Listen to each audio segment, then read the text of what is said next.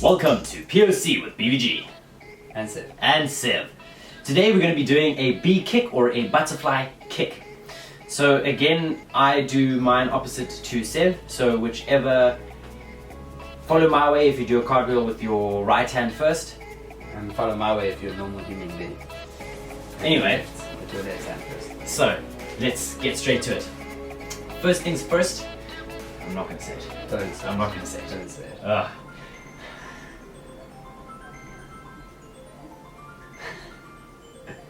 Why is that so loud?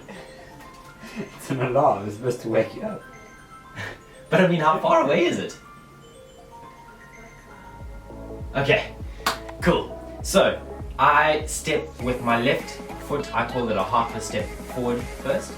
Then bring your right leg around and do a shoulder width step. Then your left leg behind that, so in the same rotation, and do a wider step. An extremely wide step. As wide as is humanly possible. No, because some people can do the splits. But very wide, Yes, I would yeah. say double or more shoulder width, like 2.5, 3 times shoulder width. It's really wide, so you've got to get really low and bend your knees and everything. Seth will get into the jump. But to build more pace, you get used to that step. And then in between the second last and the last step, when I build momentum, I do a jump. So from landing on my right foot, More of a shuffle. yes, yeah, Yeah, you don't want to be jumping up. yeah. You want to. Still going on that like Get your horizontal momentum. plane. So as I place my right foot down, I jump up off my right foot again. Further, land, so my foot is this way, it jumps further, same way, and I land and then carry on my twist. And that gives me a lot more speed and horizontal distance so that I can get vertical height. You want to get your body low. So as you've taken that large, wide step, you keep your body over your. You want to start. In my head, I use it that you want to start on one side and end at the other. So I want to start almost over your on the other side of your foot. Obviously, you want to fall over.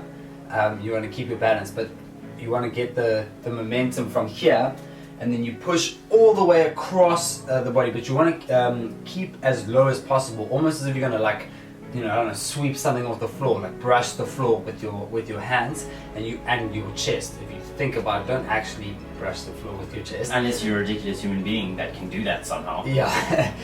In which case, send us a video, please. Yes.